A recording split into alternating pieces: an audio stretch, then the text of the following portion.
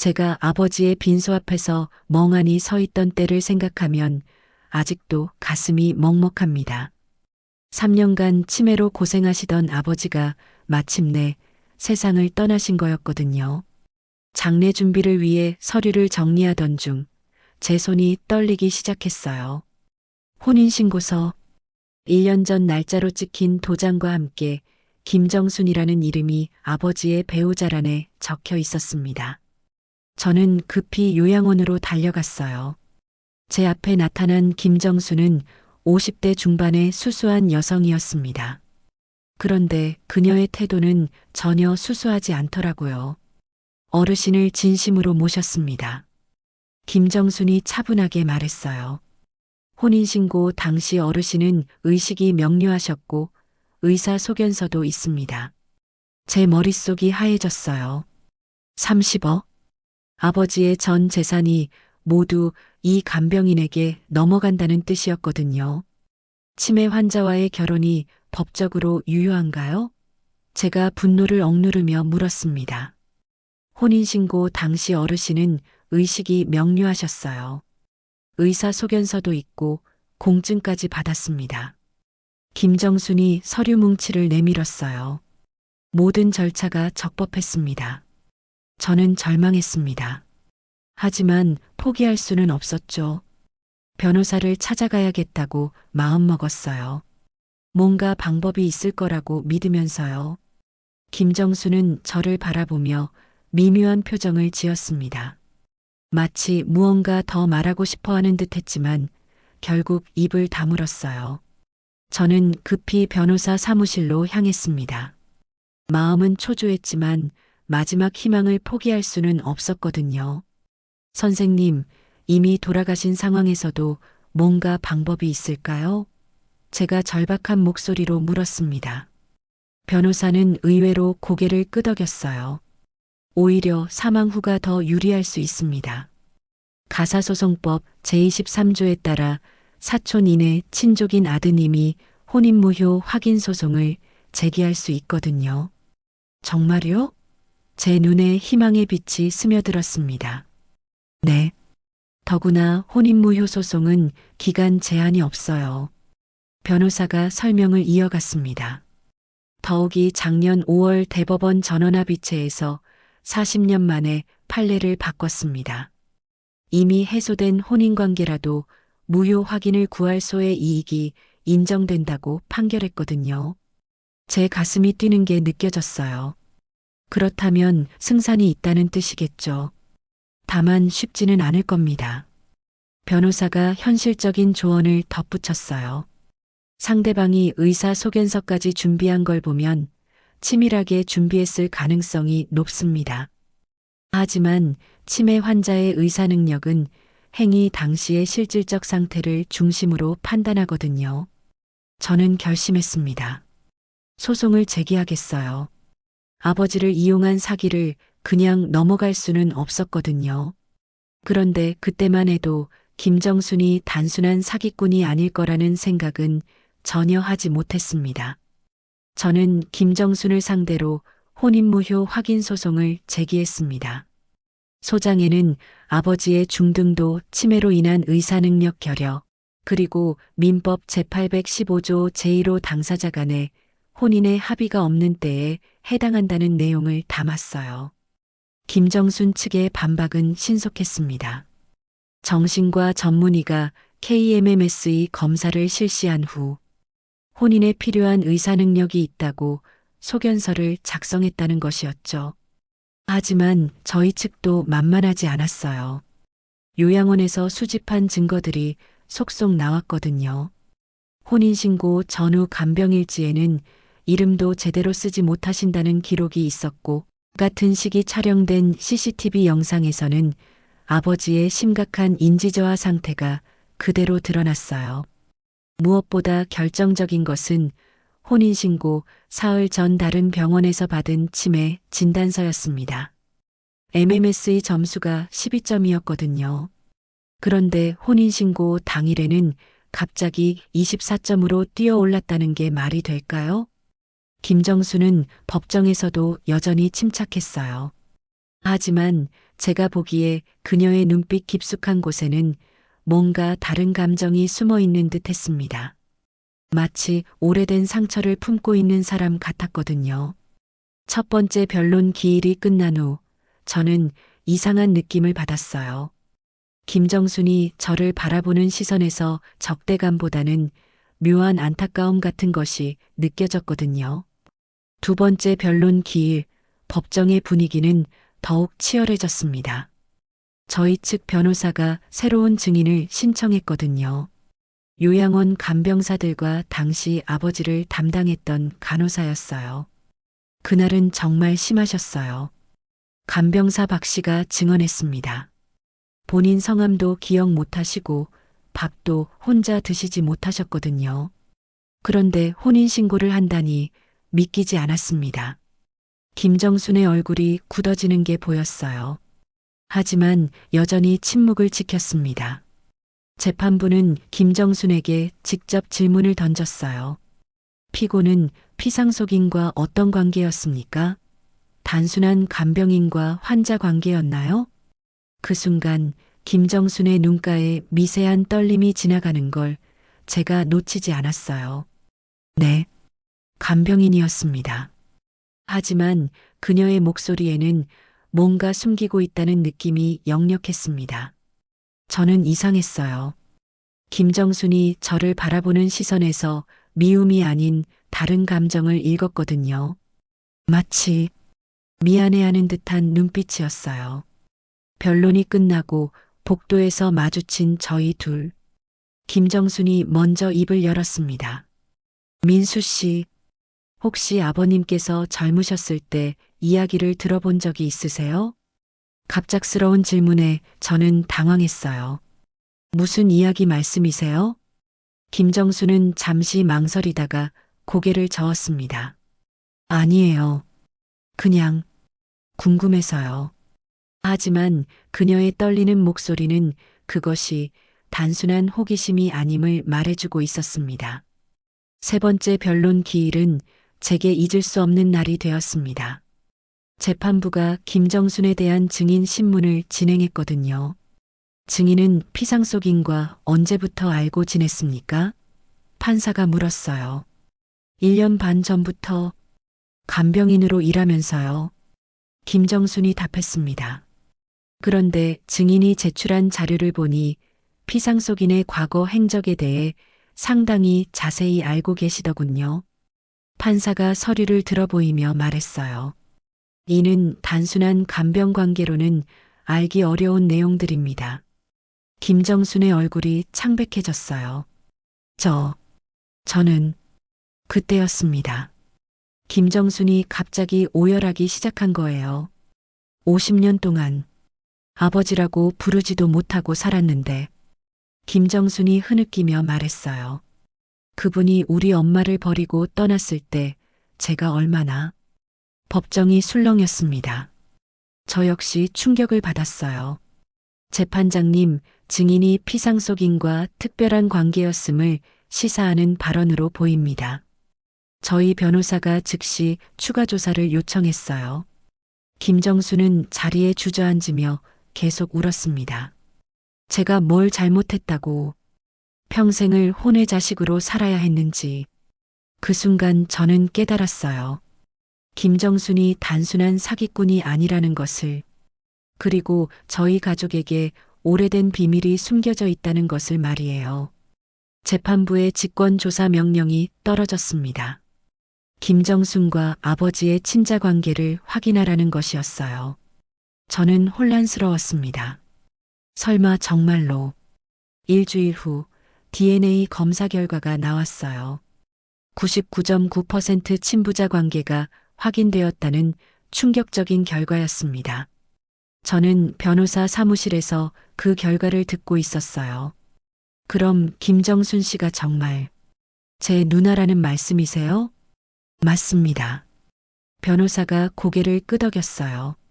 하지만 이 사실이 오히려 혼인무효의 결정적 증거가 될 수 있습니다. 무슨 말씀이세요? 저는 이해할 수 없었어요. 피상속인이 신청인을 자신의 딸로 인식하고 있었다면 이는 정상적인 혼인 의사가 아니거든요. 더구나 치매로 인한 인지저하 상태에서 친딸과 혼인신고를 했다는 것은 변호사가 설명했습니다. 그 다음 변론 기일에서 판사가 말했어요. 피상속인이 치매 상태에서 자신의 친딸과 혼인신고를 한 것은 명백히 의사능력의 결여를 보여주는 것입니다. 김정수는 법정에서 조용히 앉아 있었어요. 이미 모든 것을 체념한 듯한 표정이었습니다. 저는 복잡한 심경이었어요. 법적으로는 이기게 될 것 같았지만 동시에 이복 누나를 만난 기분이 어떤 건지 알 것 같았거든요. 50년 동안 버려졌다고 생각하며 살아온 그녀의 마음을 생각하니 마음이 아팠습니다. 드디어 1심 판결의 날이 왔습니다. 저는 긴장된 마음으로 법정에 앉아 있었어요. 신청인과 피신청인 사이에 2023년 12월 15일자 혼인신고는 무효임을 확인한다. 판사가 주문을 선고했습니다. 판결 이유는 명확했어요. 첫째, 혼인신고 당시 피상속인의 MMSE 점수 변화가 사흘 만에 12점에서 24점으로 급등할 수 없다는 점. 둘째, 요양원 간병일지와 CCTV 영상으로 의사능력 결여, 상태가 확인된다는 점. 셋째, 당사자 간 특수관계로 인한 정상적 혼인 의사의 부재라는 점이었습니다. 김정수는 판결을 듣고도 별다른 반응을 보이지 않았어요. 마치 이미 예상하고 있었다는 듯이 말이에요. 법정을 나서며 저는 김정순에게 다가갔습니다. 누나, 이제 어떻게 하실 건가요? 김정순이 쓸쓸하게 웃었어요. 법적으로는 당신이 이겼지만 전 아직 포기하지 않았어요. 무슨 말씀이세요? 제가 물었습니다. 인지청구를 할 수 있거든요. 김정순이 차분히 말했어요. DNA 검사로 친부자 관계가 확인됐으니 법정 상속인으로서의 권리를 주장할 수 있습니다. 저는 순간 머리가 띵했어요. 혼인무효 소송에서 이겼다고 끝이 아니었던 거예요. 변호사가 나중에 설명해 줬어요. 민법 제863조에 따라 사후 인지가 가능하다는 것. 인지되면 법정 상속인이 되고 유류분 권리자로서 전체 상속 재산의 6분의 1은 청구할 수 있다는 것이었습니다. 예상대로 김정수는 사후 인지 청구 소송을 제기했습니다.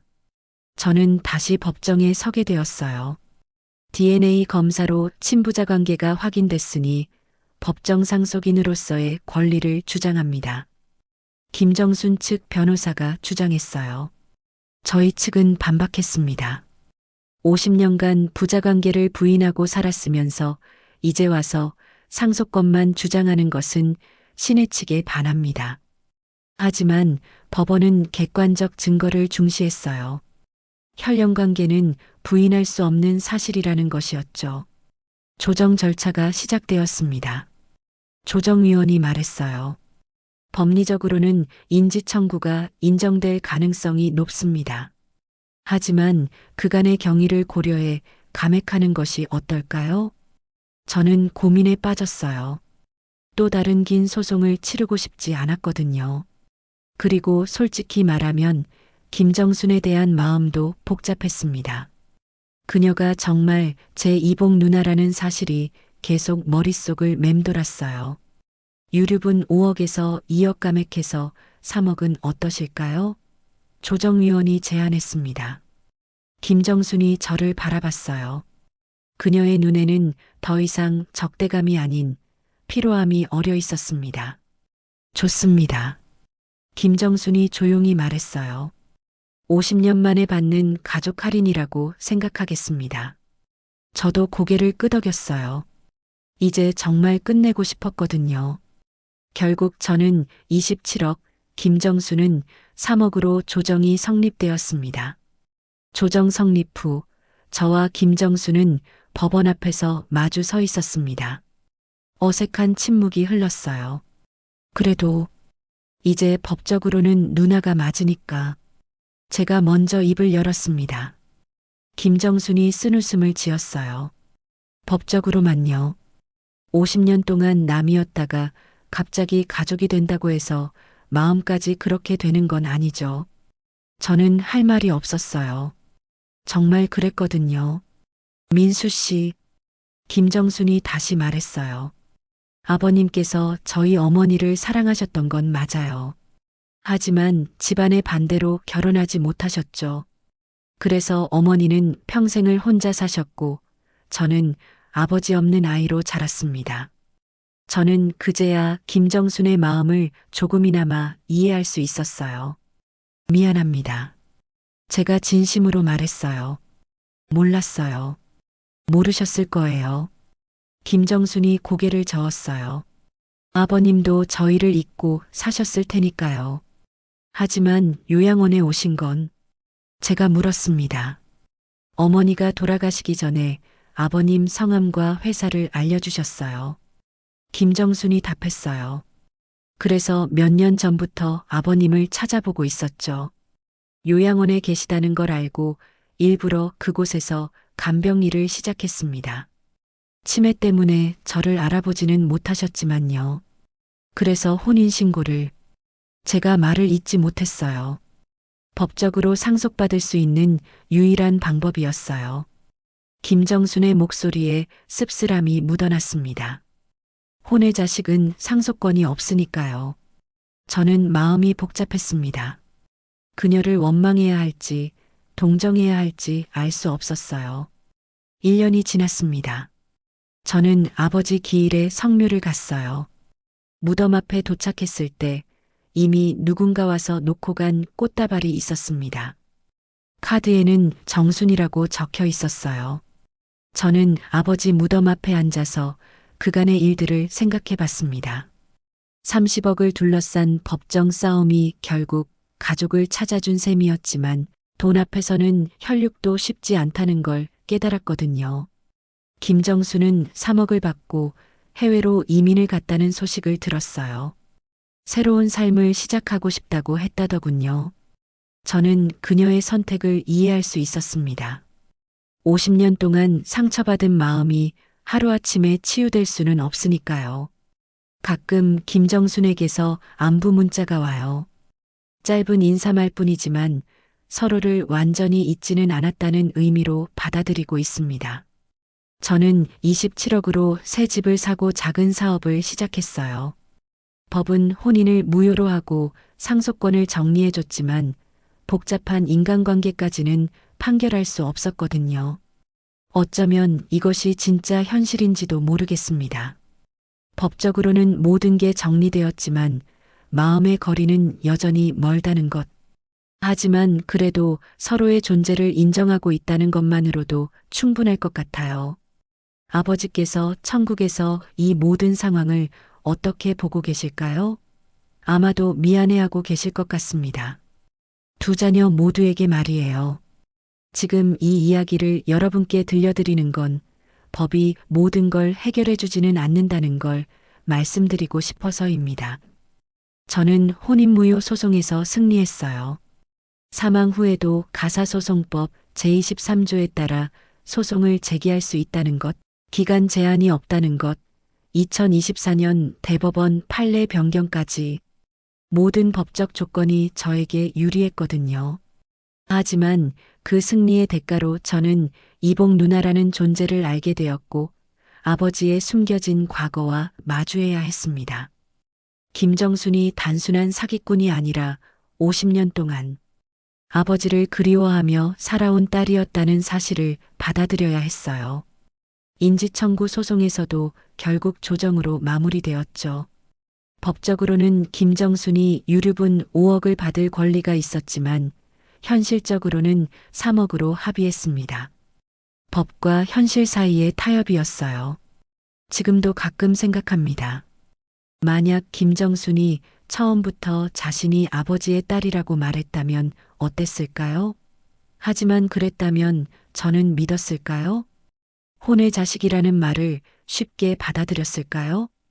결국 모든 게 이런 식으로 밖에 풀릴 수 없었던 건지도 모르겠습니다. 법정에서의 치열한 다툼을 통해서야 진실이 드러났고 서로를 인정할 수 있게 되었으니까요. 이 이야기에 교훈이 있다면 법은 권리를 정해주지만 마음의 거리까지는 좁혀주지 못한다는 것입니다. 그래도 법이 있었기에 진실을 찾을 수 있었고 각자의 자리를 찾을 수 있었던 것 같아요.